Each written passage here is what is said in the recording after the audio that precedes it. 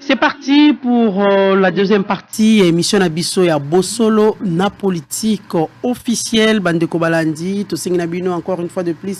Merci beaucoup na attention bozali ko accorder na émission Nabino ya Mokolo ya vendredi 14 juillet ya Mokolo ya lelo et pa wapi penza to ko solola na bana ya mboka oyo baye kotalisa makanisi na bango na mai oyo makoleka na kati ya République démocratique du Congo biso banso to ebiete mokolo ya lobi jeudi la République penza et ningana ki moke après la nouvelle, cette sale nouvelle qui est tombée na kati ya République démocratique du Congo. Il y a décès, il y a l'ancien ministre de transport et voie de communication, porte-parole, il y a parti ensemble et puis député national de Lukunga, Chéribé Okende Senga, qui vraiment assassiné et des voix se sont levées dans la République démocratique du Congo, Mobimba, par rapport à cet assassinat au Balobi Ezali vraiment ignoble.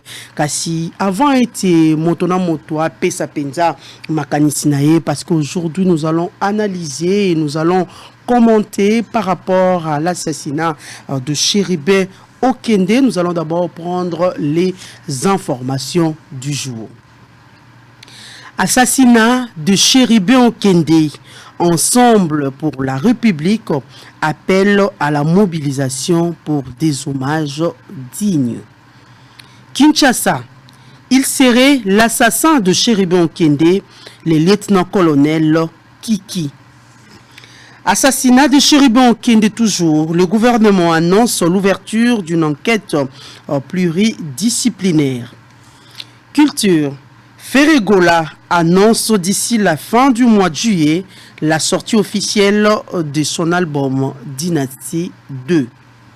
Maniema, de jeunes passent la nuit devant les domiciles de Matata Pognon pour l'empêcher de se rendre à Kinshasa. Meurtre de Chéribé Okende, la commission d'enquête associera le service étranger selon le gouvernement. Meurtre toujours de Chéribé Okende Senga, Moïse Katumbi parle d'un assassinat politique. Chéribé Okende, Félix Antoine Tshisekedi, consterné, enjoint la justice à faire toute la lumière sur ces dossiers. Walikale, 17 morts recensés dans la prison centrale en 6 mois. Ituri, plus de 50 policiers formés sur la sécurisation des élections. Assassinat de Chéribé Okende. Ces crimes intolérables et inadmissibles risquent d'exaspérer les climats politiques à la veille des élections selon la CENCO. Et enfin, assassinat toujours de Chéribé Okende, un acte odieux qui s'ajoute à la liste de martyrs et victimes de l'incapacité du régime à assurer notre sécurité, a dit Délice Sanga, président de Envol. Voilà tout pour les informations du jour. Nakatia Plateau Nabiso, Bandeko Balandi, comme je l'ai dit au début, nous allons analyser et nous allons aussi commenter plutôt assassinat ya Chéribé Okende Senga. Kasi toali na bandeko mibale na kati ya plateau na biso ndeko moko ina ngambo union sacrée moto mosusu pa ina ngambo opposition elongo na bango nde tokotalisa penza makanisi par rapport ya liwa ya mwana mboka oyo auti kotika biso mokolo ya lobi jeudi. Bandeko Balandi toali na ndeko Médard Kankolongo Ali président ya parti Congo à l'avant pe ali moko ya ba membre na kati ya union sacrée mwana mboka Médard boye malamu na kati ya bosolo na politique pour na analyse ya lelo. Merci beaucoup Mamelo pour na invitation na pesi bandeko nyonso ba zolanda biso partout à travers le Congo, même les banda ya Congo mbote na banda ki kouta na ipen na beti mwa makolo na monaki bato batelemisi ngai na camping à quelques mètres na ndako ya ministre Gisaro libulu moko ezali wana bana camping bazolela balobi bakonzi babosani bango chose grave babisinga suna leki na plateau mamelo akataka yo mingi tangolobela c'était pona kapinga kokata ngai te gisaro aza quelques mètres wana gisaro tika ni motema mabe talapa na kapinga basalo elikambo nini batu mingi baleki wana je crois que baza même ba député Ados Ndombati Ntingi et les autres même Martin Fayulu la keke pe wana malgré milelu na bango Papa Molière aussi baleka ki wana babosil bana camping bon nga medar kan kolongo na koteli kambo na bino boye baketi gisaro olingo lingate okotale le kambo ya bana camping. Voilà, merci beaucoup à vous Medaro Kankolongo toalipe na mwana mboka Jean-Paul Kazamba o ali cadre na kati ya FCC ndeko Kazamba boye malamu na kati ya boso na politique mbote mamelo mbote na ndeko na Kankolongo mbote na ba téléspectateurs Rolanda Biso mais nazo ko souhaiter me connaisse le plus attristé pe na famille ya Chéribé Okende o dit qu'on a assassiné depuis avant-hier lâchement na ba ben civique na bato bazo lingate bato balo bana kati ya mboka nazo senga ndeka courage ya makasi na famille politique na ye na famille biologique ba yeba ke dia donné dia repris parce que ce tout la justice en mboka na biso na banzi tantôt makama longa ezalité zamba permettre na bongo dia donné il a repris pour dire qu'il était pour dire qu'il redevient la mort et la croisée des chemins ezanzela biso nyos merci maman pona. Voilà, merci beaucoup Bandeko Balandi, Toali Penza na mokolo lelo comme je le dis, nous allons analyser, nous allons commenter par rapport à cet assassinat et à Mwanamboka Okende outi vraiment Kotika Biso, il a exercé à plusieurs fonctions dans la République démocratique du Congo, Batoban Sobaïbi était c'est l'ancien ministre des Transports et à voie de communication, à li porte-parole na kati ensemble, à l'IP député national na Lukunga Batoban Sope Baeba qui enda kiko Kamba entreprise ya ligne aérienne congolaise là qui paie syndicaliste pour abandaka penza na musala yango mwana mboka Medar Kankolongo. C'est vrai, la nouvelle est tombée liboso e bandaki lisolo ya enlèvement depuis mokolo ya mercredi et mokolo ya jeudi nous apprenons nous tous qu'il est décédé pe bakutiye na kati ya motoka na ye jusque là et ko yebanate. Qu'est-ce qui s'est passé? Effectivement, bah, voix est belée, s'est levé.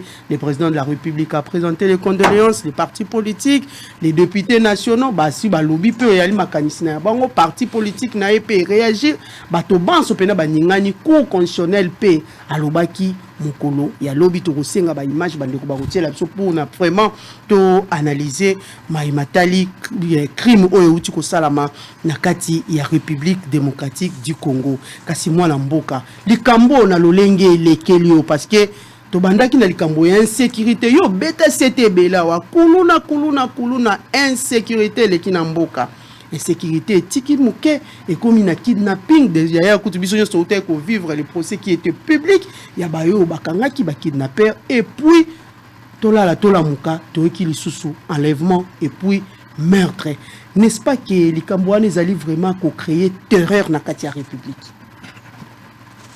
Mamelo Otika na présenté ma condoléance nangai Chéribin Okende ngai na yebie personnellement nazana ba photo moko wana publier même na page nanga batu ba komona ke mokolo ba invalida ki abenga kingai na kenda kina niveau ya cour constitutionnelle na kotaki bango balali Daniel Mbau na moto ya bendaka ba plao esafu baza 3 na kotu balali to sololi na lengi na kende ayebisi ngai tozo photo comme ça comme koleka na média on la kisa dans des conditions biso tozaleli et j'ai cette photo na bande ko visionner ngoming bango batrem bazo brosser nde balalela ki libanda nde ba validaki nga telemi mopanzi na bango mokolo suka na moni Chéribin ezali tango aza ministre tokendaki na niveau ya awa na palais du peuple na ibina occasion unité na moni ye d'abord na leki ye muto moni nga ya moni batindi muto bazo benga yo naye natalabo ah excellence monsieur le ministre oh depuis nga naza nommé ozomona na te yaka na bureau na nga na 11h a rappelé ngai ndenge na soutena ye tango ba invalidaki ye na niveau ya cour constitutionnel excellence na koya nazo ki peut tenter donc il est na kele pe ko kendete Chéribin c'est quelqu'un de paix. Au moins contrairement nende batu basalaka hein batu mususu mimi na ba plateau mona kabale kaka bopanza moto ko kita Chéribin zaka bongote. C'est quelqu'un de paix. Je l'ai rencontré na garçon moko Ben. Moi je l'ai connu na canal ya Ben qui est assez proche na ye. Ye muntu asala tango tozo se makambo ya kabila boy na boy to sala boy na ko kutana pour la première fois na monnaie na côté ba Gambela wan. Et depuis lors, tu gardes contact. Moi qui l'ai connu personnellement, Azo mérité. Babete Massa sur le Colamboa. C'est un pacifiste. Et ici, on a parti Nabiso Congo en avant. Kombo Nanga Moko a présenté ma condoléance na famille naye biologique. Chéribin Koufi Ndengenine na yoki ce qu'on appelle en français diversion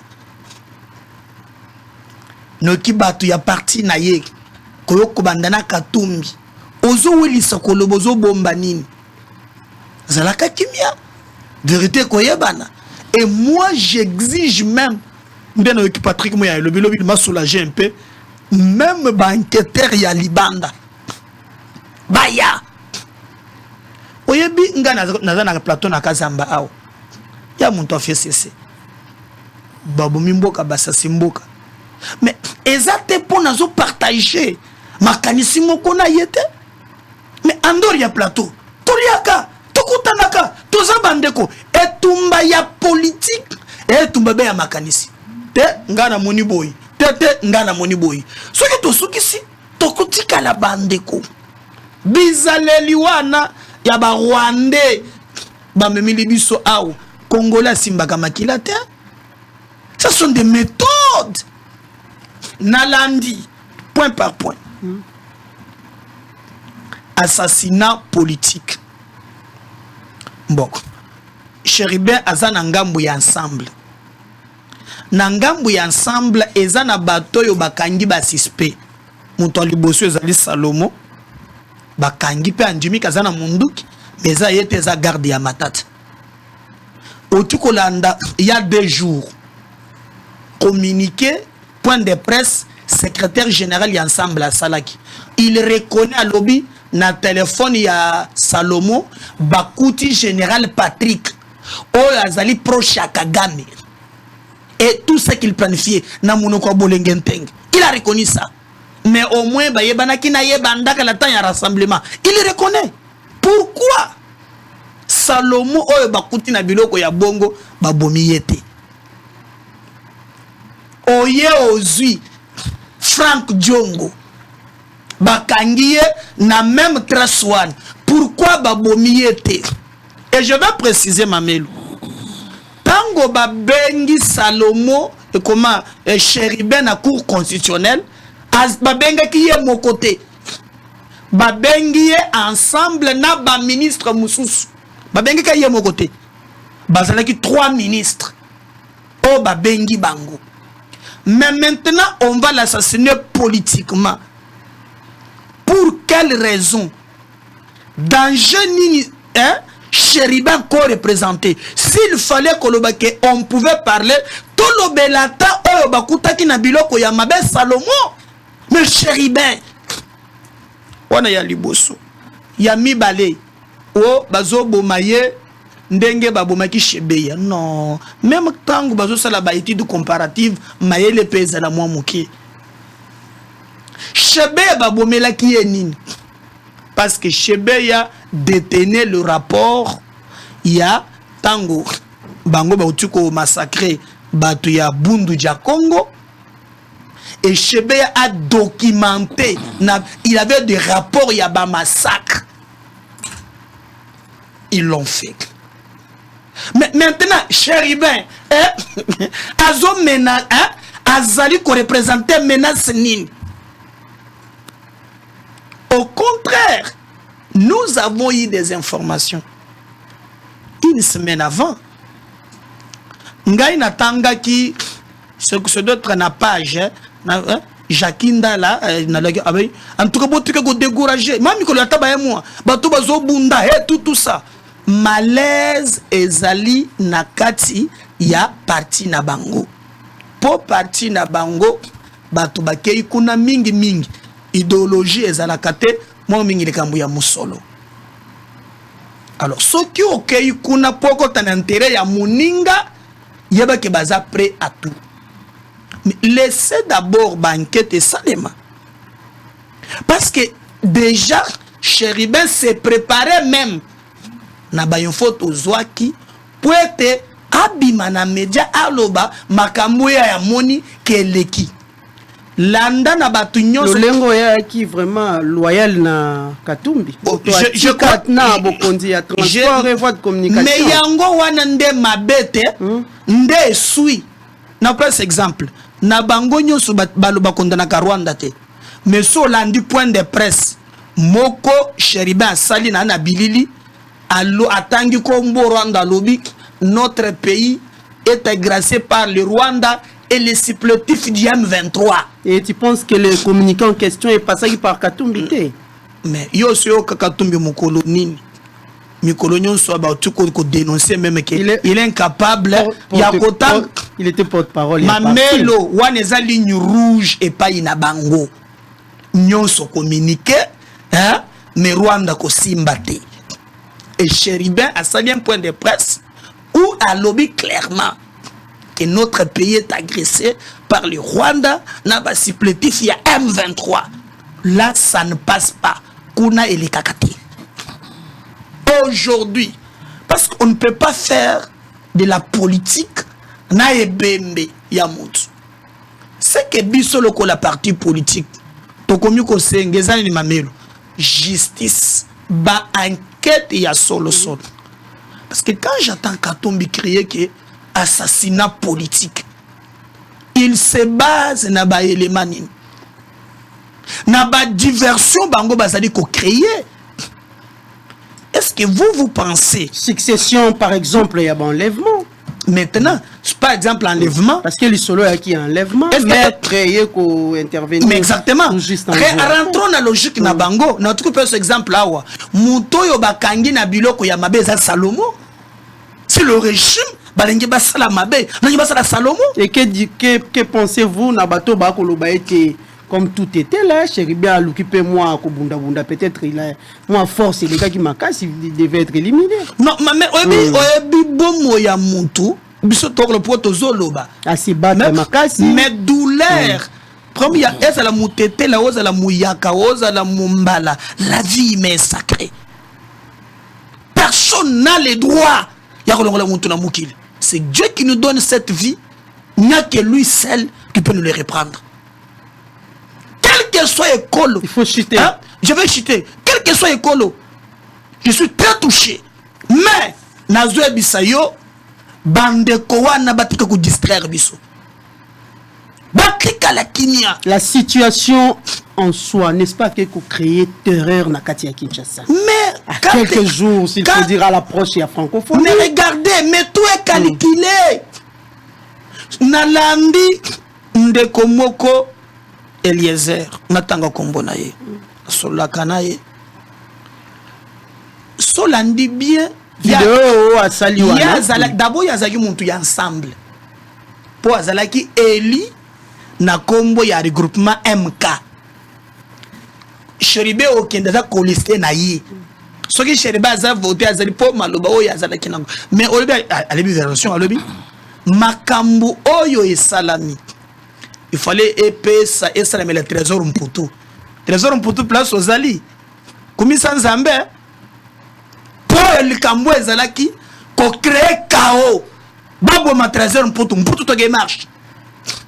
Et est-ce que yoka kite donc il fallait figure de Prunda Moko akufa. yo yokaki te matata mpo yalakisaki bamasasi batui moko no ntango tozotambola babeti mutuka ya babeti masasi debal na mutuka ya Katumbi batui ekwei na mutuka ya Katumbi oyokaka te o garde na ye moko eskivaki eloko nini esalaki Katumbi alongwa Lubumbashi aya awa mpo na katanga marche kosalema te biso tolobi bateki kosala badéclaration mbangu azala nani c'est lui qui est impliqué na liwa ya Chérubin devant Dieu, devant la justice. C'est la puni. Voilà, merci Médard. Moto Manso Ali impliqué et Sengele à la puni. Déjà, c'est le message lancé par le gouvernement congolais. Mwanamboka Jean-Paul Kazamba. La situation d'Engealiko s'est présentée, comme je l'ai dit tout à l'heure, et pas à Medakan Kolongo. On a subi l'insécurité na Katiamboka. Après insécurité, to compte mis un phénomène, il y a kidnapping, to compte na Likamboli Soussou, il y a meurtre, il y a ancien ministre et député national, Chérubin Okende. N'est-ce pas que cette situation est allée pour créer insécurité na Katia République démocratique du Congo? Ou tu peux koyoka au débatteur on a tout à l'heure ndenge auti koloboa. Pourquoi ne pas tuer d'autres personnes? Pourquoi seulement Chérubin Okende? Et pour quelle raison Botika ko s'agiter surtout dans ngambo opposition? Ba enquête et ko salama surtout que ba bengi ba sengi aide ya ba pays extérieur ba ya ko sunga penza république pour na ba enquête. Merci Ndeko Mamelo pour na mutuna na yo. Na remercier d'abord ko débatteur nanga kan Kolongo. Na tango zo reconnaître que Chérubin Okende vraiment c'est un homme épris de paix de justice, aza pacifique, vraiment naza d'accord na ye. Nga pe na zwa ki chance ya kokutane par deux fois. Première fois ezaki il y a eu mutation ezo sama MSR pour commencer pour la République. To zakane to soaka mingi pendant plus de 30 minutes. To s'entretenaki na ye. Deuxième fois pe ezaki to kutane na parce que c'était un nom bien, to kutane voir ki tam magasin kuta camarade tu vas ngabino.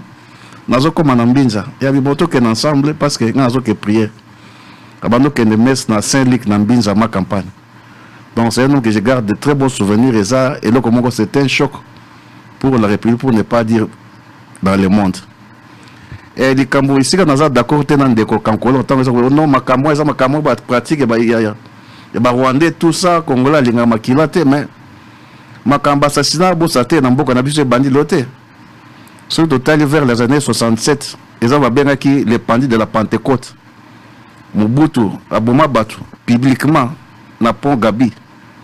Quand on va contre le régime, ils ont bien acquis les bandits de la Pentecôte, ils ont 4. Ils ont acquis Anani, ils ont acquis Bamba, ils ont acquis Kimba, ils ont acquis Mahamba. Nathan Wana, tu sais, il tient le père, ils ont acquis ministre de la Justice. Quand le journaliste belge m'a posé la question, mais pourquoi vous avez un public le ministre de la Justice avec Mobutu? Il a répondu, il faut pas servir d'exemple pour toucher sur le pouvoir na bisoté. Là, c'est le pan de la pandémie, publiquement, pour le pouvoir. Donc, le pouvoir, peut-être, mais d'Arazo Kobosana, Montesquieu a dit que le pouvoir rend ivre, on a tendance à en abuser.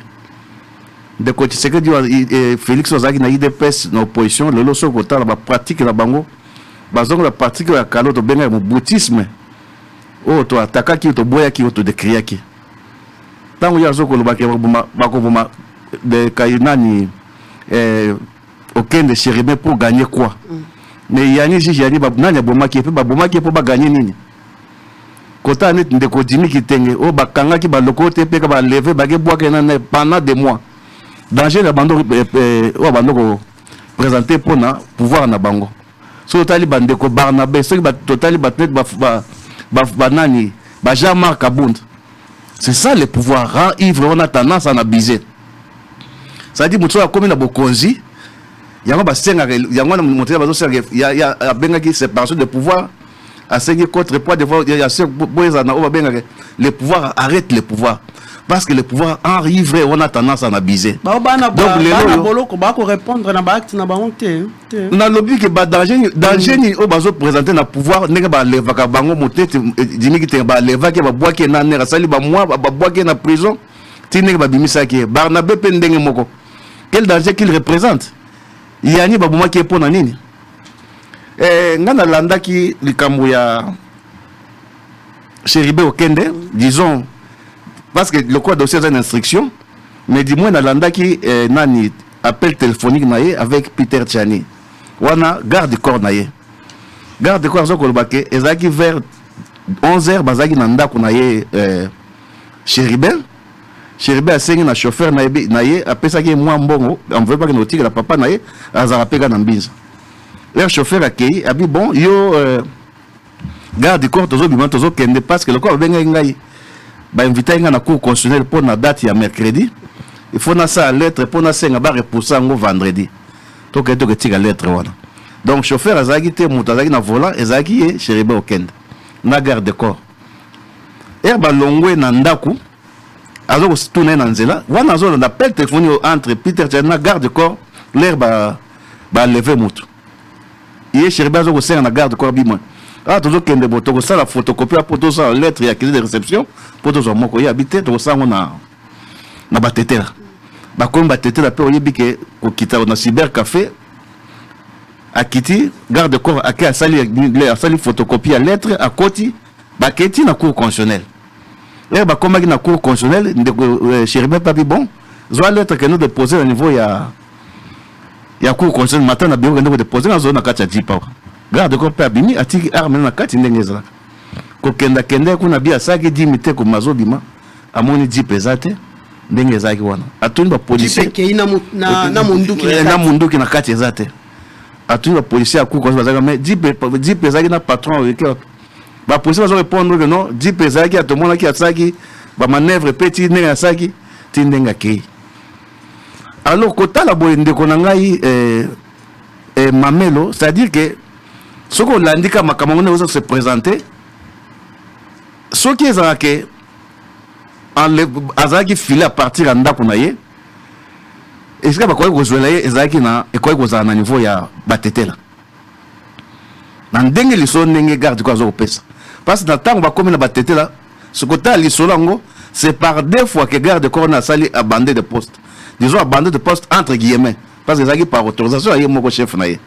Ezaki na voix batetela asenga que nos sala photocopie.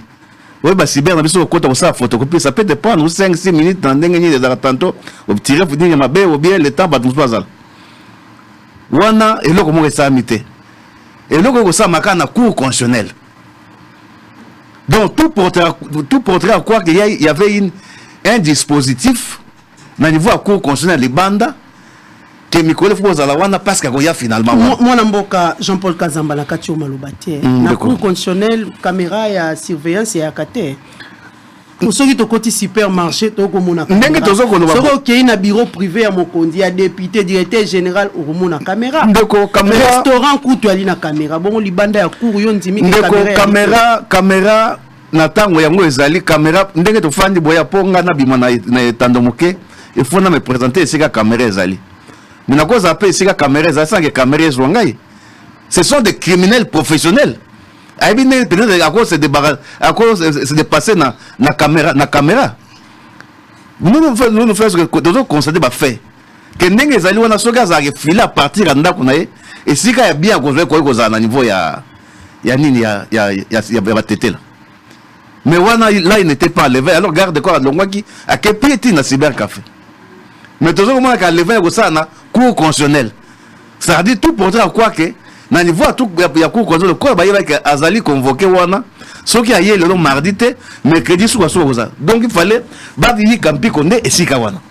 Mais libanda pe ya cour na ebité ce qui ngam na ko loba le contraire ya ba militaire ba ka wana libanda. Merci et le kozo wana ezali ko PGR ni pe. Oyebi ndeko na ngai lelo na kisasa oyo tozo mona bazo ko lever en plein jour. Ba police bazo pe bazo ko tala. Ndeko sana ça veut dire que soko tali malamu mode opérandi ezo ko salema ya makambo eza ndenge moko ndenge saki na Salomon mamel soko zo la na malamu. Mamel ba moni ba yen koni ba yeti na aéroport. Ba yen na di si baso da bazaki wana. Est-ce que internet ki bino banani.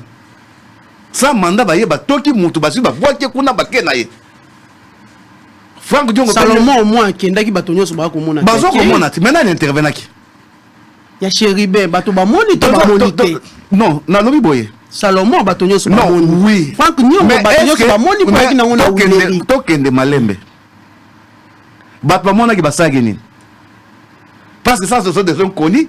Ba yé paré na dit blanche, ba yé ba toki mutu, ba mati na dit est-ce que ozoko mona te que mode opératoire na bango ezakaka presque ndenge moko. Moudé Salomon wana sa fuite n'est pas à craindre. Adresse n'est yebani. Est-ce qu'il faut que il fallait l'enlever? Faut qu'il fallait l'enlever. Donc si on a dit mode opérandi ezan ndenge moko. Dit payer un koni ba toki mutu ba kenaye.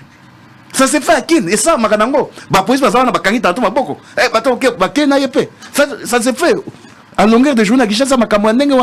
Mais ceux qui ont la bolikamo de vivre oyo, c'est-à-dire que méthode des autres ça, mais ça méthode moi yango ça na Franck Diongo, yango ça na Salomon ndenge moko. Mais tout n'a pas ali moi parce que bato net ndeko ngai, oyebi ndeko le wa moto tantôt etanga tantôt pesa ka prendre ma chance. Au but que n'attend ben connu ba yeba enlever yo. Vous ça entre la vie et la mort. N'est pas lever qui Salomon wana. Kaka poto ke est-ce que ba bumaki mais ceux qui ba bumaki tantôt ça qui de nzambe na yebe. Tantôt peton so gini po na oyebi erio tindi moto mamelo. Oyebi ke batu nyos o ba bumaka batu. Tantôt mais so pesa ka ko moto te kende kaka yiba TV dans ndako. Kende zwaka mbongo. Mais bah dérapage pèse à la carte. Jean-Paul Kazamba. Donc pour les gens qui réfléchissent qu'un ancien ministre, un porte-parole d'un parti politique et député national, vous pensez que Chéribin Okende manque de bureau dans sa maison pour tirer une copie? Non. Quand il dit qu'il y en a, ça c'est moi je ne fais que vous transmettre. Que na n'est pas long na niveau anda kunaye. Azangi bureau penzo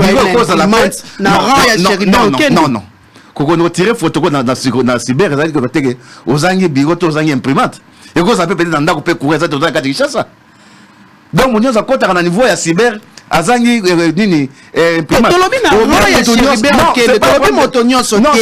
c'est un ancien ministre. Non, ça ce n'est pas un problème de rang, ce sont des choses qui peuvent arriver à tout le monde, peut-être dans ndako ça peut arriver. Mais là, quand il dit ça, moi je fais que de transmettre et le garde corps dans le lobby. N'engue balongwa qui n'anda kuti ba comme niveau à coup conseil, qu'est-ce qu'il y a chez mes faisant? Que balongwa n'anda comme va têter là, balongwa va têter là, ba comme niveau à coup conseil, je ne fais que de transmettre. Mais pour moi que le baquet, parce que dans mon de comédar à ça quand ça là, on dirait que merci maman. Na moni kazo ko sala net moi confusion na kati. Ya zo ben o keza assassinat politique té. Mais en tant que assassinat politique kaka yemo zo non, les camois que ça mine ensemble né asaliango. Mais c'est le même langage quand tu parles. Non, tolérance la technique, balancez-nous les images de Chéribin s'il vous plaît. Yo lobby que ndenge azaki wana azaki na fruit ça linga ko ça déclaration par rapport à Makamozo vivre ensemble. Voilà. C'est là par des ça veut dire que ceux qui est Salemi et Routi na côté ensemble. Non. Quand il dit que ceux qui sont mis ils allaient parce que alinga ka ya ko ça discours moko boy. Excusez-moi. Tolérance. Mais il faut longo tolérance soit na yo. Analyse mais dar il faut ça. Comment comme ça au zangela. Ils allaient Routi na côté ensemble, ils côté ça dit que ceux qui aujourd'hui contre non c'est déjà un assassinat politique. Maintenant il faut que Baïrouti n'anga monini. Mais Mamelo, est-ce que vous croyez que Moïse Katumbi comme il est là, il a intérêt de bouffer ses propres enfants? Christophe Lutundu là. Mais pour l'instant, Christophe Lutundu, justice à ça. Non, mais de quelle justice dont vous parlez, madame Mamelo? Excusez-moi le terme. Est-ce que nous avons dans ces pays, nous avons la justice? Namboka, oh, vraiment, justice Ali. Parce que yemoko mo konjamboka kalamingi te yemoko mo konjamboka magistrat suprême ya mboka a lobby que bato bakangaka ba mususu ayebaka te que bakangi mutu. Mais c'est grave. Dans des pays normaux, c'est grave et il paiera cher. Gouvernement a lobby ba associé banqueteur ya ba pays extérieur. Mais dans lobby hein, ça dit que eriozo bané gouvernement lobby bongo. Mais ça dit que ceux qui justice il faut des international. Ba begata Interpol. parce que même déjà mon congé mboka azali magistrat suprême abi justice na mboka ezalité yo za garant du bon fonctionnement des institutions et yo lobby que non bato so bakangaka bango na yebaka te mais c'est grave. Cela prouve aussi à sa suffisance que bateau net chéribin et cause va bomber na bateau pouvoir mais yo yébité mais ceux qui yo yébité qu'est-ce que toi tu contrôles justice des fois mais ça c'est que nous appelons justice des fois laquelle alors que ceux qui yemo comme cause ba que justice na mboka na biso ezalité. Il y a beaucoup de réformes qu'on doit faire pour contrôler en côté. Il y a des gens qu'on arrête à longueur de journée que lui ne maîtrise pas. C'est-à-dire que nous sommes en face de la science de naïfs politiques. Et naïf politique, c'est-à-dire que on te fait des coups bas.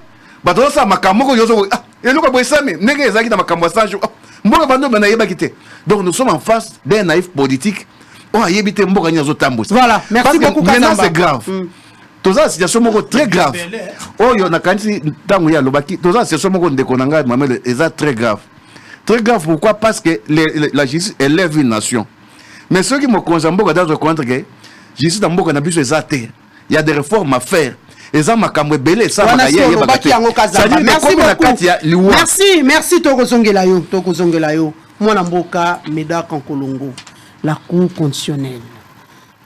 Chérubin Okende, on l'évacue la Cour constitutionnelle selon le témoignage qu'ils ont enlevé devant la Cour après que Garde Naé a déposé dossier. Mwana mboka, la Cour constitutionnelle n'a pas de caméra de surveillance, peut-être pour nous analyser fait l'olenge et les king. Alors, dans un peu de contradiction na ebele na maloba ndeko alobi est-ce que dans ce que pouvoir est bakangi dimi pona nini bakangi, donc c'est-à-dire na logique ya ndeko Kadzamba oza politologue, donc pour lui to côté na jungle. Est-ce que tu peux dire na ba congolais parce que mamelo yozala ki ya oyebeke nga na senga ki batika dimi na émission ya mbakangai mikolo le kaka mais makambo dimi alobaka ndenge na lobi ezana bato basali déjà plan ya koboma Joseph Kabila na Oleve Limba ayibango te tango zolo ba likambo ya ndenge wana c'est que ozana ba élément hein parce que Kabila c'est un ancien chef de l'État, pour lui c'est normal. Et puis comme tous un régime a expliqué ngai ma mère tous un bousso tous à l'émission les services bazo appréhender que mon tomoko dans la gare centrale azana bombe alingaya boa que les biso ao comme les pouvoirs les alakati les services ba ko intervenir mon dans na bombe bazo ya ba ko télémécé na nzela ba pesa na invitation balobi boagana no bombe boma bato après hein ou la quoi répondre non quand même partout au monde ngana ko peut ce exemple regardez même dans les pays développés les pays de droit les États-Unis pensent que sécurité en mboka na yeza menacé mais balandeli Kassam Suleiman wapi na mboka na bango parce que si ba tiki munto une minute ba ko bombarder Maison Blanche, ça c'est très grave. Mazoka ngwe panaye ya mibale na tuko ebisaye ke bolenge mpenge point de presse que bola kisaki yao il reconnaît hier sakia a dit que non bakutaki na téléphone ya ndeko wana bakuti qu'il est en train d'être en contact na général Patrick Oaza proche à Kagame et dans son téléphone bakuta qui plein déstabilisation au Congo n'a pas seulement quand on arrête Salomo Escadela bakuti na 4 téléphones 2 téléphones ya Yemoko 2 ya Katumbi bango bazalaka soki ya simbi téléphone kamita to simbi sac ozo mona mais tout le tombaki que Yemuto simba qui les 2 téléphones ya Katumbi. Et il y a eu des choses. Et comme preuve, c'est son secrétaire général, Oyandimi Yango. Même quand on trouve ça, on ne peut pas interpeller quelqu'un selon lui, selon la démocratie. Je ne suis pas politologue. Politologue. Il y a mis ce qui est très grave. Comment un président Kolobake, Sobakangi Montoye Bité. Alors, je suis devant un intellectuel ou bien Azali Boussoyanan. Papa Yeba. Eza na ba forme ya pouvoir na mboka na biso. on a le pouvoir législatif, on a le pouvoir judiciaire, on a le pouvoir exécutif. Na mouture ya constitution na biso balingi ke collaboration interinstitutionnelle ezala kasi chaque pouvoir ezala indépendant. Le président n'a pas les droits. Tantôt asa dictateur, maintenant sur ces plateaux alingi ke non président abanda kopesa sa injonction na ba magistrat. Il parle encore de quoi sur ces plateaux? Parce que si on est dans un état de droit et singulier justice, soit qui mamelo akeli boso ya Zuzi. Zuzi a randaka jugement na ultime conviction na ye. Quand la muntu ya président, quand la muntu ya opposition, juste la deux couleurs. Et le président de la République n'a pas les droits à couper sa injonction. Et c'est ça même un état de droit. On y a CP là, que pour une fois il a un président qui du reste ne se mixe pas n'a pas de décision à justice. Comme qu'on connaît son nom comme dictateur, yo kaka, soki bakangi muntu yebaka, pourquoi les autres olingeba? Non. À sa place, moi chacun bon, ana virus wana, ya fait cesser, o ya ko contrôler la justice ndenge ba mesani. Mais ndeko Jean-Paul, même tant que vous êtes ma solo wana ma melo, zo ata mon école primaire ya il y a relaté fait, hein? Oui. Jean-Paul Kazamba relaté fait. Kina okalongwa kinanda koti ya ataba bazo constitutionnel et sika pena histoire esili. Il y a un exemple mamelo. Ataba tumitezo salate bande konangai na koyoka falobia. D'ailleurs, si vous regardez oza montoya, oza journaliste. Garde du corps na bande kumusuba journaliste bino, vous avez alerté que ba enlever Chéribé Okende na 15h. Mais déjà na 16h 2 minutes, Chéribé Okende a mukanda e koti et bimi ba kize réception na 16h 2 minutes. Chéribé a kize mukanda na 16h 2 minutes. Première contradiction d'élément détail. Bango batubaza ba ebi kota assassiné ba pese ba élément. Vous avez tweeté na 15h. Qui est enlèvement. Mais mukanda oyo potango bakomi eloko sukisite balobi garde wana komi nde bapesi batindeli Chéribé mukanda moko ye pas azui akize réception azongisi batali kuna 16h 2 minutes nana mukanda constitutionnel aw mais boni bino déjà na 15h boyeba kike asa enlevé. OK na 16h 2 minutes il a akize réception. Doute encore na ngambu na bango. Quel est le vrai problème, Mamelo? Il faut que ça la politique y a chaos. Réunion moko salami na Belgique. Bango tout le monde. Élections athées. Qu'est-ce qu'il faut faire?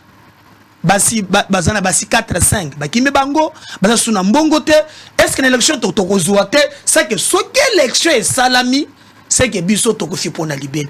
Il faut empêcher tenir à élection à n'importe quel prix. Il faut à tout prix bakota na gouvernement.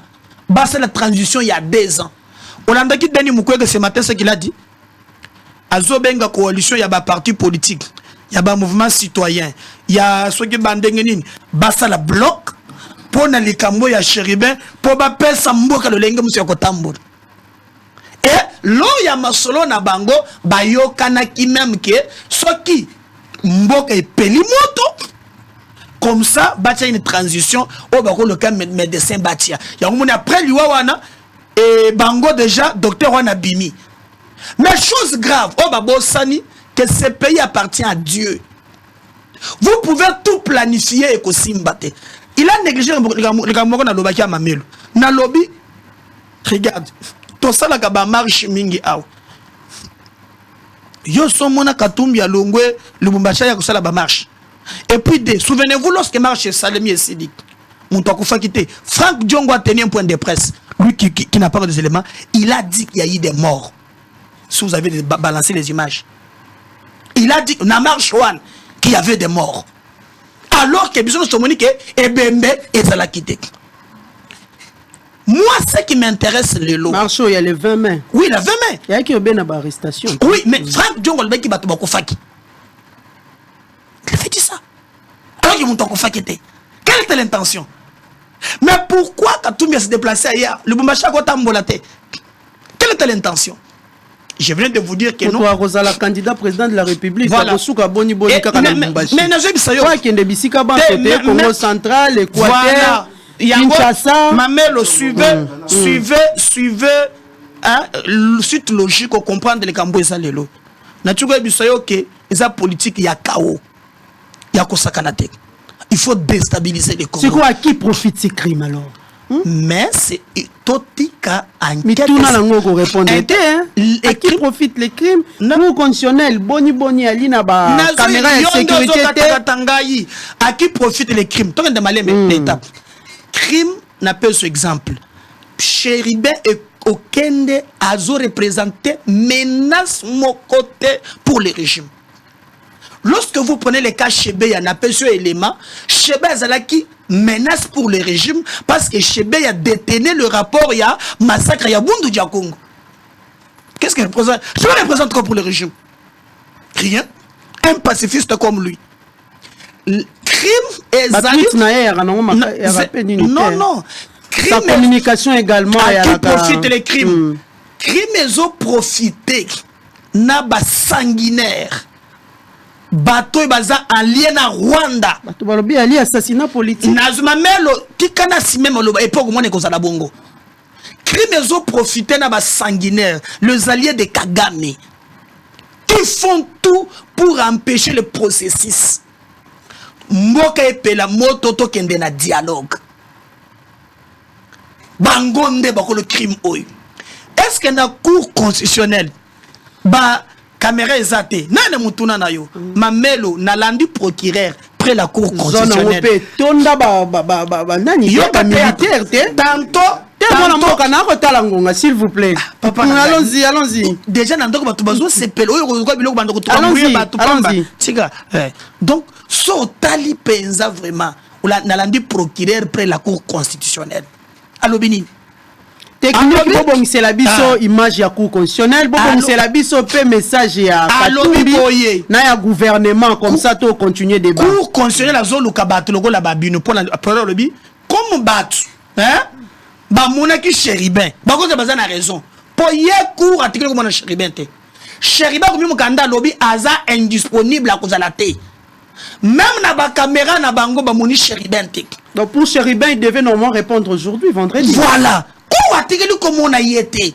alobi comme azolo ka ba témoin kazemba ye alobi ke azobeta masolo amonaki ekona ko azolo ka ba témoin donc muto liboso kazamba so boko tinda hein ba ya bazoye akenda ko témoigner parce que cour a besoin ba témoin alobi yatikeli comme on a té na mikando ya zui hein eza ya kodoba ke naza indisponible caméra pe à surveillance et ko sunga bisote ba congolais alobi ko alobi a monité et kasamba otiko loba ke non tango ba komi ba telemi quelque part Chéribin azana ye na nini ya imprimante te courant kenda ke pa na ye je crois qu'il ndema kambo garde il saki Jean-Paul Kazamba alobi tango ba nge ba imprimer ndoko na ye courant yezala kité moi pe ba imprimer te papier ba imprimer te papier pa Chéribin ezate nde yango anetinda ki Chéribin atelema quelque part ba kende ko imprimer mukanda no ekango na plateau awo mais comme ça makambo ya bombo ya muntu mamelo quelqu'un que moi j'ai connu il faut justice.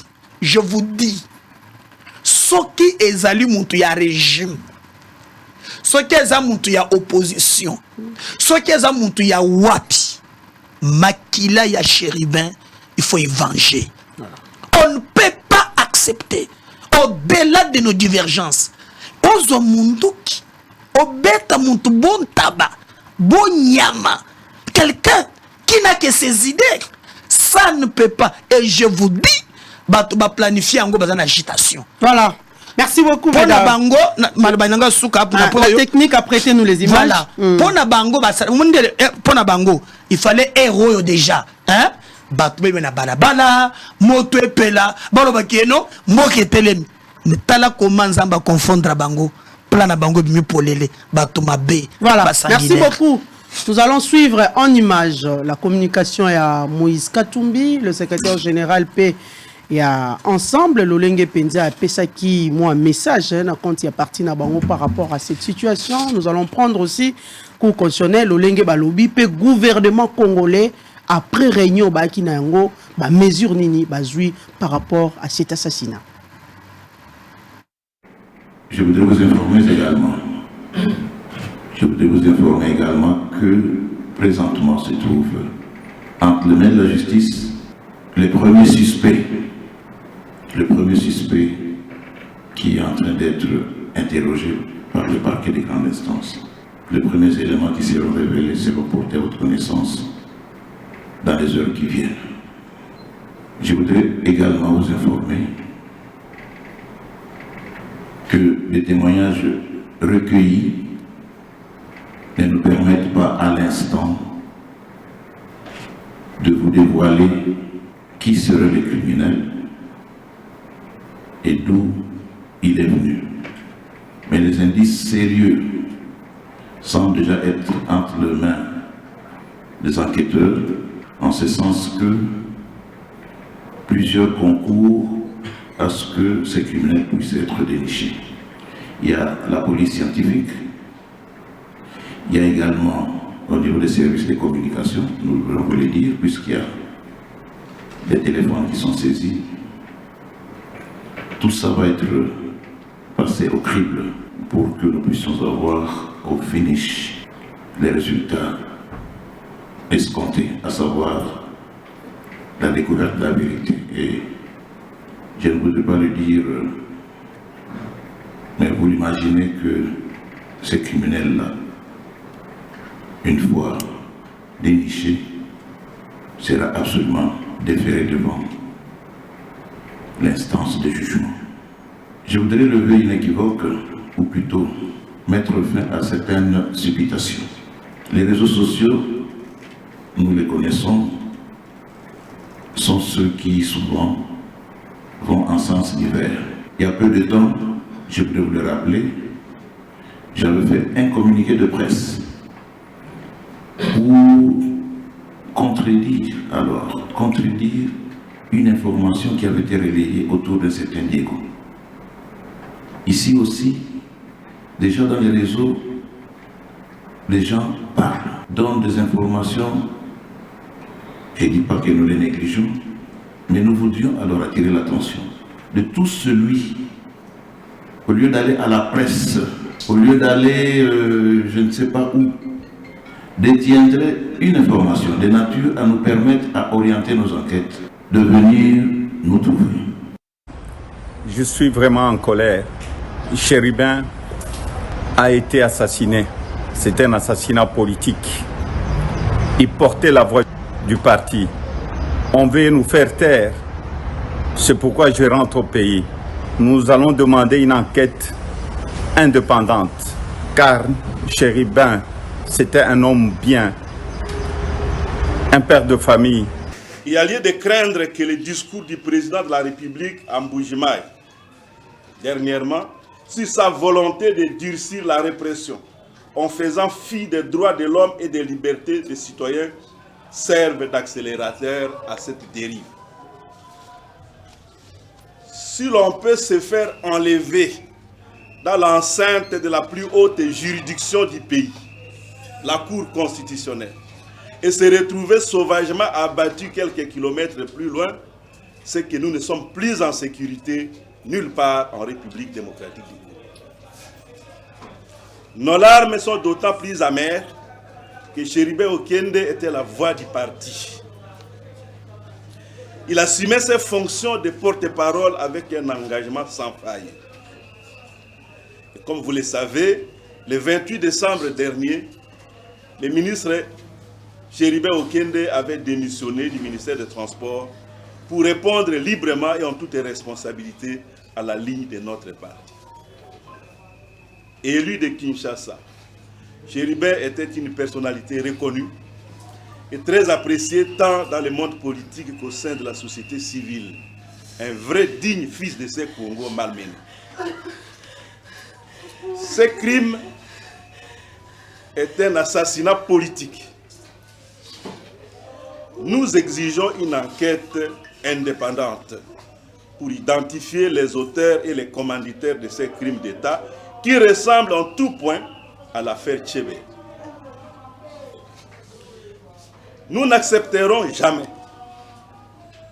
que notre pays devienne une jungle où l'on assassine impunément. Soit le pouvoir contrôle tout, alors il en est commanditaire, soit il ne contrôle rien, alors il est dangereux. Mobilisons-nous d'abord pour rendre un hommage digne à notre frère Chéribin Okende. Ensuite, pour que toute la vérité éclate au grand jour. Et enfin, pour résister à tout jamais au pouvoir de l'arbitraire et de la barbarie. Merci. Ben voilà, on vient de suivre tout à l'heure le secrétaire général et à partir ensemble, Boulengue-Tengue, comment l'armée Ali coulé pour dire que vraiment ça fait très mal, Est-ce que cet assassinat ignoble et profitable pour la République? Point d'interrogation. Mwalamboka Jean-Paul Kazamba, ou Tkolanda tout à l'heure, les présidents et ensemble, Moïse Katumbi, qui a d'ailleurs parlé pour dire qu'Azali vraiment en colère et à l'oubli assassinat et à politique, même avec le secrétaire général de ces partis, Chéribin Okende, Azali qui vraiment la voix du parti politique ensemble. Mwalamboka. Moïse Katumbi parle d'un assassinat politique. Et n'a évité, vous tous vous avez suivi l'audio, tu as évité, et Ali Batonde va monter, l'audio de son fils, le fils de Chéribin Okende, où Azali accusé, partis ensemble d'être à la base. Qu'est-ce qui se passe exactement? Merci Mamelo. C'est-à-dire que ceux qui vont venir les alliés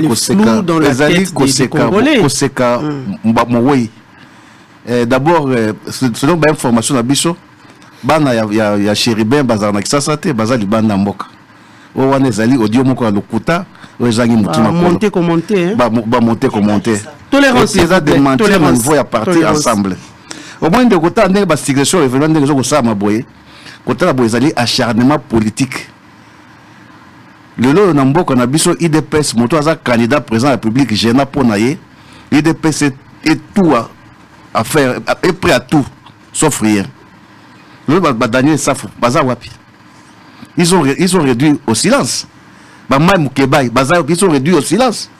Nous avons candidat dans bangonga moko préélectoral où il fallait liberté d'expression ezala. Mais kota la boye, tous ces actes sont dirigés vers les proches d'un candidat président de la République. Aujourd'hui Mike Moukebaï, aujourd'hui Franck Diongo, aujourd'hui Daniel Safou, aujourd'hui Salomo Kalonda. Il y a un Salomo Kalonda qui a 4 téléphones. Salomo Kalonda, c'est un politicien. Tu sais que Diassoa Nakagame, Abel Kagame frère. Etienne, tu sais que le père. Asoana Kagame Basakou la Benga alliance de Souga pour le dialogue intercongolais. Salomon n'est pas un soldat. Est-ce que c'est le fait que Salomon n'attend ensemble les acquis, ensemble na IDPS, na cash, na gouvernement. Babando y battre que Salomon soit na Kagame. Kakandelo ba goye ba soit Kagame po bakabwani. Non, moi je crois qu'aujourd'hui Chéribin est en train de payer le prix, le fait qu'il a démissionné du gouvernement.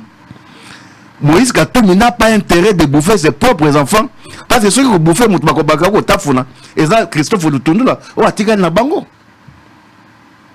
Chéribin Okende, c'est l'une des voix du parti. Au parti a tia motema. Yanga zozonga ya chef de komamelo ke kota la boye. Les Camerounais en mode opératoire ils ont les enlèvements. Natango tini ba sasebo ke no kanga medar. Ba dérapage ezanga raté. Ba ko beta pe mutu massage mutu akufi. Ezaka bo kange bo tche seka mo boy. Mais là on peut pas se ba bomi mutu. Qu'est-ce qui te dit que bateau tout ba kanga ba levaka wana? Ils enlèvent des gens connus. Bazo lokota bango ko lokota sans mandat na balaba avec des inconnus ba bango seka mo boy. Ça prend une semaine bazo bimisa bango na polele. basaki yango bongo na Franck Diongo, basaki bongo na Salomon. Mais c'est koboma wana ezaka bato batina wana bakokoma ba dérapage wana. Mais Otolanda pe cour constitutionnelle non par les billets à procureur général près la cour de cassation. Menga lobby le premier suspect azali déjà connu. Mais le premier suspect azali connu. Mboka na biso oyebi tala procès ya Yani esuka wapi. Toza peuple moko nous sommes amnésiques. To bossa na makambo. L'autre bossa na Yani qui va boma un régime na bango. Nana lobela bango de sous. Akufela na likambo ya procès à 100 jours. Au plus d'un milliard de dollars bunga. La seule victime, oh ya Koufela ali ata infante mais a Koufela ngona eza Yani mais mbongo bunga nani bakanga de kozo makambo ya justice que chef de l'état ko kota makambo boete na kacha constitution l'article de 69 de la constitution qui dit que le chef de l'état est le garant des bons fonctionnement des institutions. Il est le premier personnage du pays. C'est-à-dire que ndenga zawana azali il faut appeler ça souffle dans toutes les institutions. Il y a ce qu'on appelle la réunion interinstitutionnelle. Moussa Nongo Zaganine, qui est en tant que garant du bon fonctionnement des institutions, il a droit à ce qu'on appelle la réunion interinstitutionnelle. Il y a un président à la Cour constitutionnelle, il y a un président à la Cour de cassation, il y a un président au Sénat. Qu'est-ce qui ne marche pas dans l'institution? Qu'est-ce qui ne marche pas dans l'institution? Qu'est-ce qu'on peut faire? Mais le ministre de la Justice est l'aide du président dans la magistrature. Mais en tant que nous avons donc nous sommes Salomon Boye, on a répété à Yébani, nous avons yébité, Franck Diongo a yébité, Mbongo Bunga qui n'a 100 jours a yébité, mais si vous voyez Bani en tant que chef de l'État, qui est le garant du bon fonctionnement des institutions. De quoi ça que non, les alliés Babylon Bazo Salaboisa pour baser la Kima élection, ça c'est une façon de se moquer de ce peuple. Parce que ceux qui comptent la boye, ceux qui ont parti au côté de l'élection, ils ont des pèses par rapport à souvenir au bassin en 2018. Bayebi combien ils ont eu en 2018. Puis Bayebi qu'est-ce qu'ils ont fait dans 4 bassins de pouvoir. Que peuple ont consciencié, ils ont droit à vote par rapport à ce qu'ils ont foutu dans ce pays. L'UDPS n'a aucun bilan à présenter à ce peuple. L'UDPS doit prétendre à promettre sur 5 ans, il fera quelque chose. Or, dans des pays normaux, et président est réélu, non, ça n'a premier mandat. À la réalité, non, on promettre, mais fois à réélu, non, promettre qu'il bino sali. Mais il vient avec un discours, bon, peut-être sur 5 ans, ça. Mais qu'est-ce que d'abord fait dans 5 ans, il a fandi? Non, c'est pas ça, mesdames. C'est-à-dire qu'aujourd'hui, si l'opposition ne veut pas des élections, une élection accompagnée, mais c'est une tricherie. Une élection où on voit un des corps tracé, il y a tricherie. Moi, je n'ai pas dit que la Cour constitutionnelle, moi,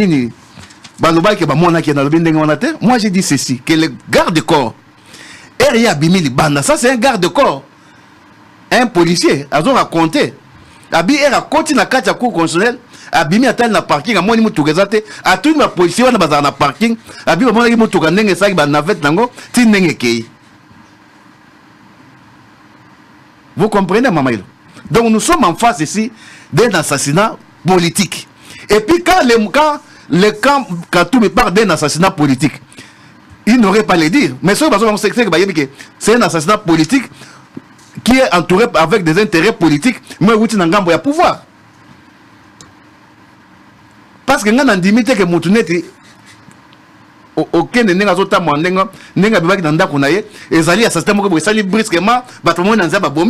non, c'est politique, de calcul politicien, ils sont entourés de 4 assassinats.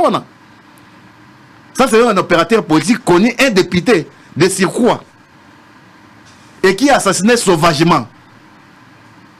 Premier, et puis ceux qui ont de Konanga, ils ont salima, Batuango Nyoso wana. Oh, Basoko Kanga, lever Moutou, Kene, si vous avez pendant 3-4 jours, Bambibisie, ils ont mis na Kaya ensemble, Oyo, ni na Bango, candidat président de la République. Le fait qu'un Salomon, qui est un paisible Congolais, le ne pas découvrir Gassoana Kagame, mais tu sais de causer avec Kagame, il a appelé Kagame son frère. Là, ce n'était pas un problème. Mais le problème, c'est que quand aujourd'hui, Salomon cause avec Kagame, d'abord, quand il était dans l'ensemble, vous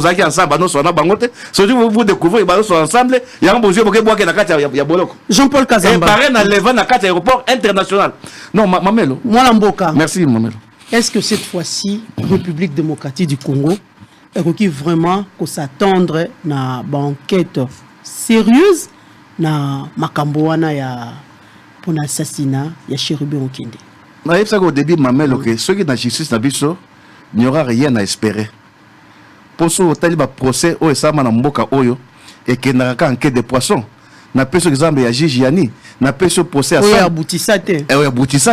Na peso procès à 100 jours. Nani aza nkata boloko lelo. Na yebso likambo ya yemoko mokonza mboka. Wazo contre que justice d'abus mboka eza malonga te. Wazali magistrat suprême. Lorsque je parle de magistrat suprême, c'est-à-dire que le président de la République est le premier procureur. Quand on parle de magistrat suprême, c'est-à-dire qu'Azali Wana, c'est lui le premier procureur ya mboka. Qui ne donne pas les injonctions, mais qui peut dire quelque qui peut intimer l'ordre. Que bota likambo boza ndenge nini. Parce que vous avez un savant qui est là qui est dans des gisants dans la prison.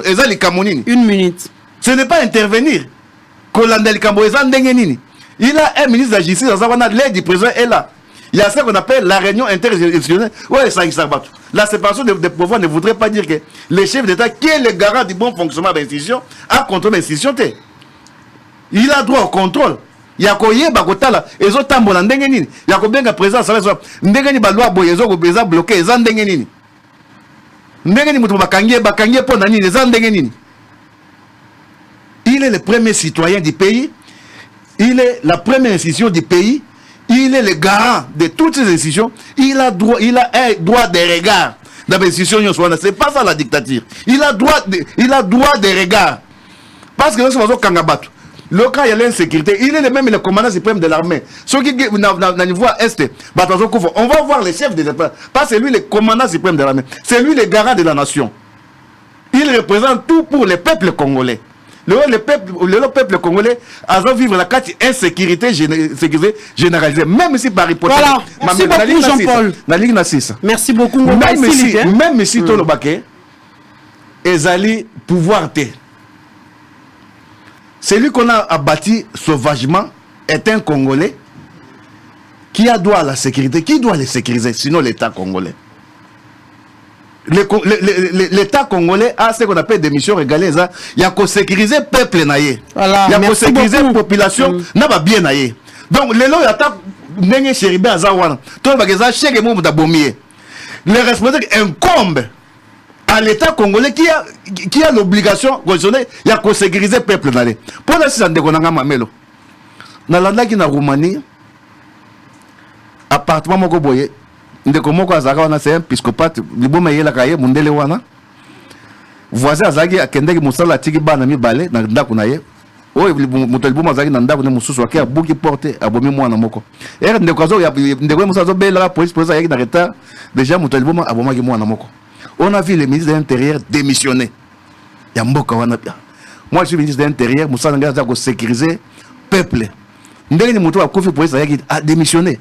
C'est-à-dire l'État congolais a l'obligation de sécuriser d'abord le peuple naïe.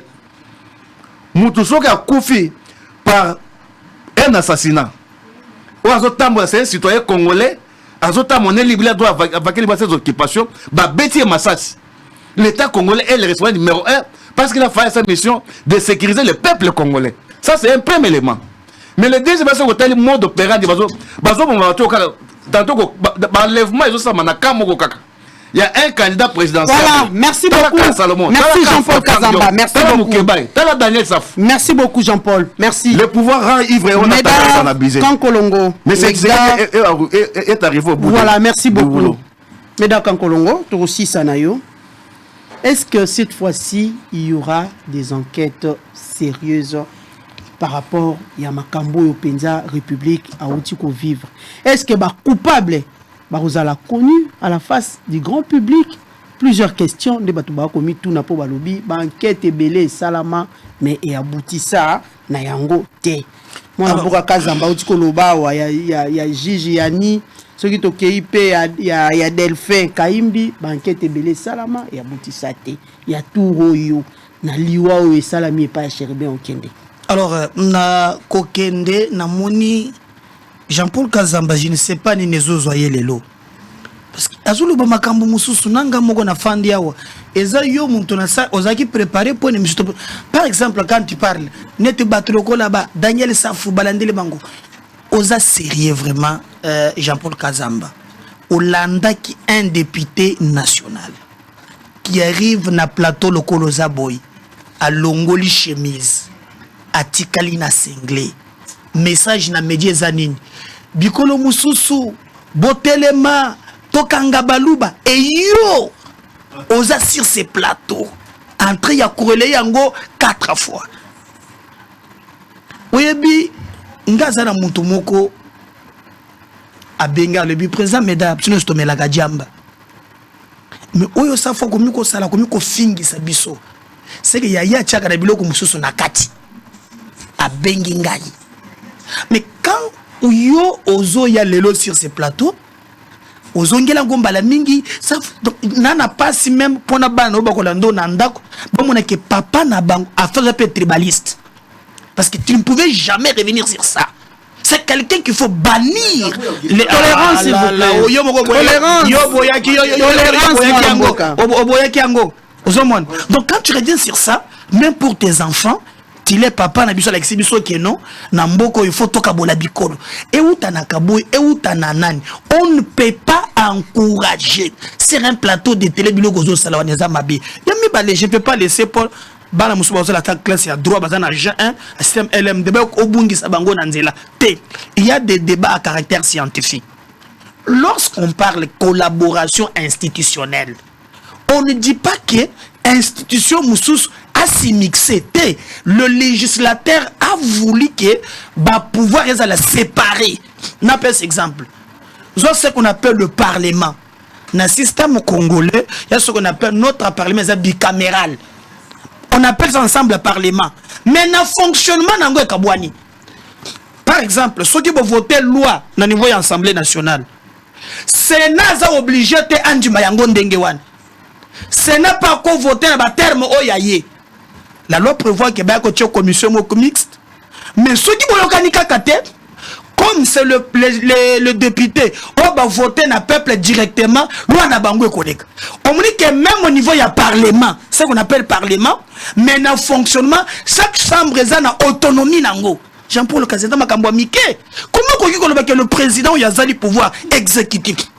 À quoi conseille la coopération sur orientation? Mais dans le fonctionnement, lorsque le juge a une décision, a une conviction, on regarde Yamobeko. C'est pourquoi élément lorsque le juge a BBC, magistrat a BBC, ce n'est pas les présidents qui sanctionnent. Il y a ce qu'on appelle Conseil supérieur de la magistrature.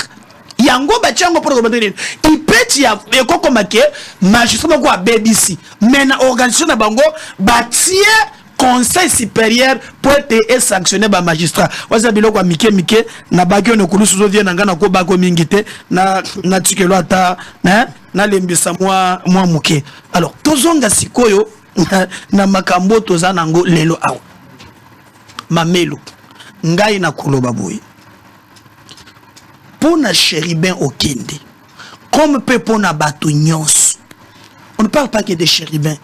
Il y a de ces Congolais. Bazo boto la kabango mapango mikolo nyons. Ba orphelin. Papa tigele loko. Magistrat s'arranger. Nakuna. Bala kambongo ya makila.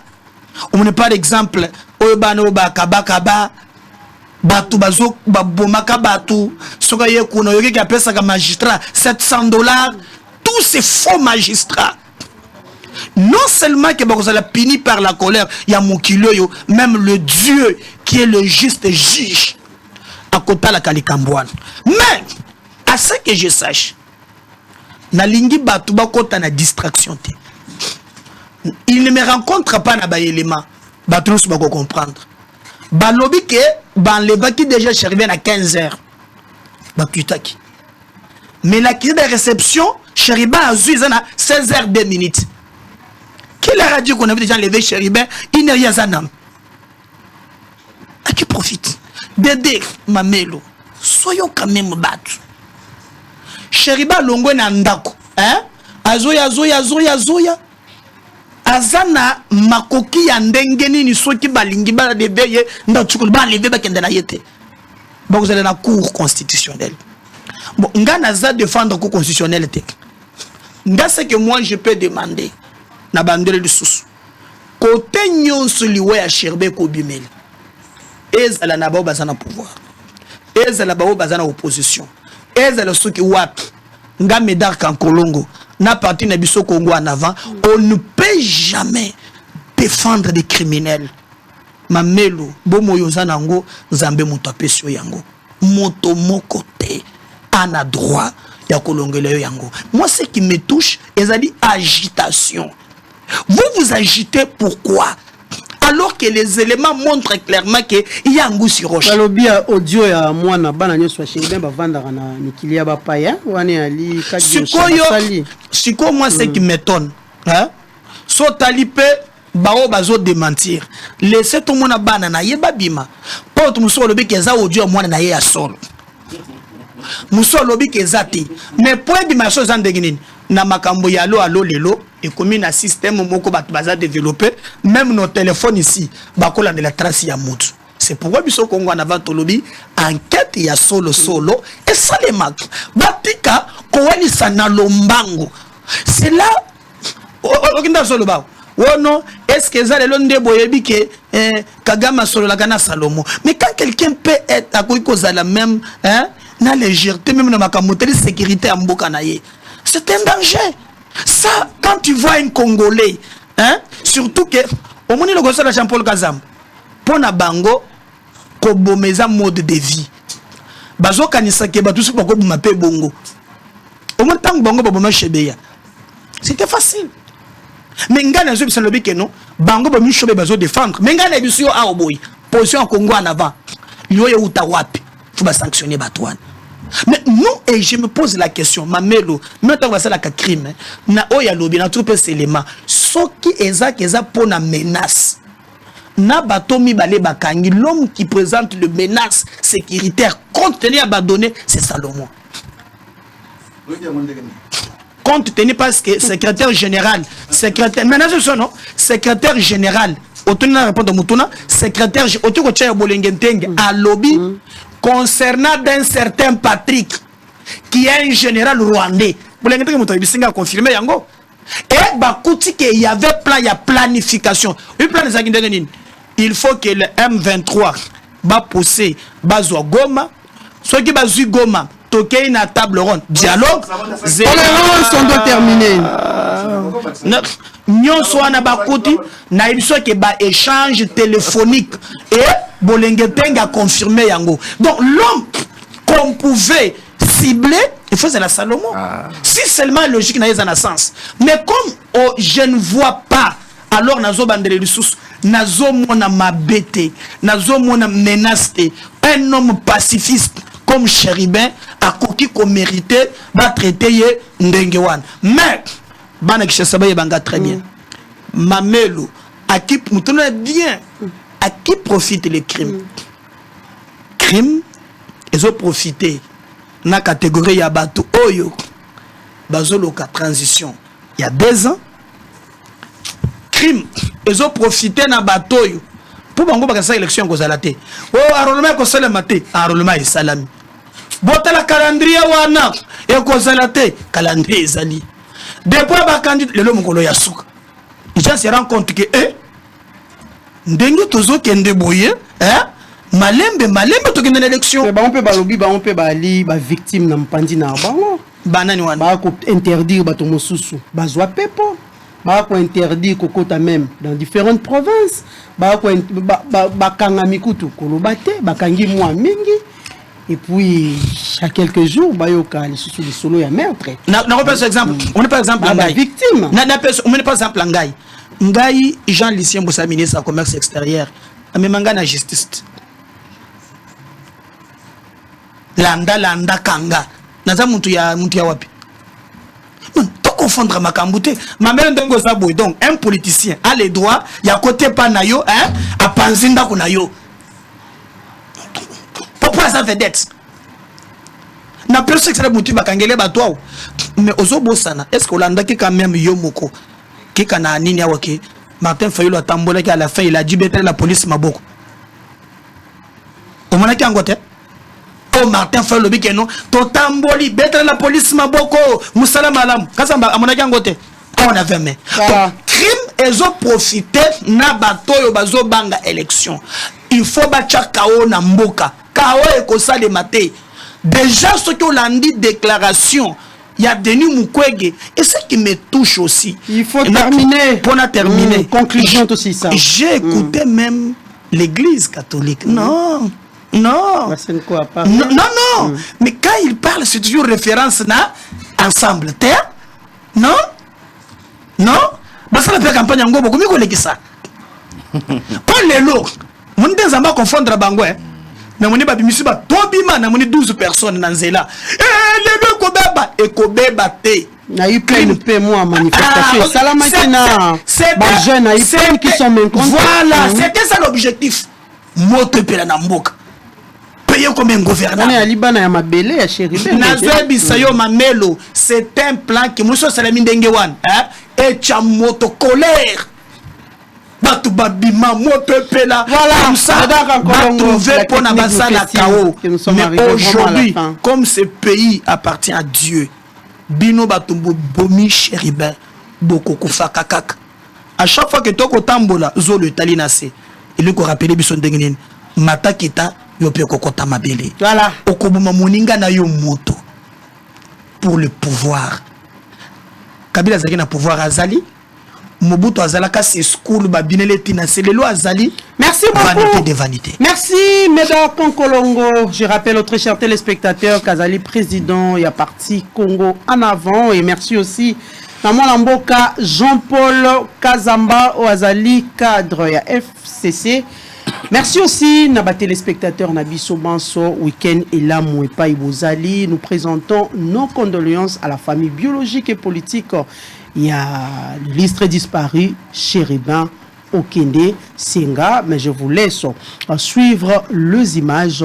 Il y a respect et puis Tukutani Nabino Mokolo Mosusu Pe na Banamboka Mosusu, mais tout ce que nous demandons à la justice, à la police nationale congolaise ainsi que na service, il y a sécurité, motona moto, asala, musala naye, lolenge et sengeli pour que population congolaise baïba penza nani oazali mobumi ya Chéribin Okende Senga qui dort aujourd'hui. Merci. Nous sommes venus à l'ARSP. On a eu une séance de travail avec la direction générale de cette autorité parce que en fait c'est un SOS parce que notre corporation risque de disparaître à cause du non-respect de la loi de la sous-traitance. Nous sommes réellement dans une activité de sous-traitance parce que le handling, tout ce qui est activité connexe dans les aéroports, nous le faisons pour les compagnies internationales aériennes et aussi bien les directives de l'Union européenne que tout ce qui se passe aux États-Unis démontrent réellement que c'est de la sous-traitance.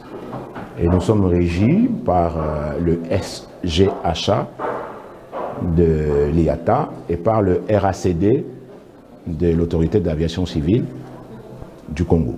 Nous sommes derrière ça parce qu'un pays sans classe moyenne d'abord, ça ne marche pas.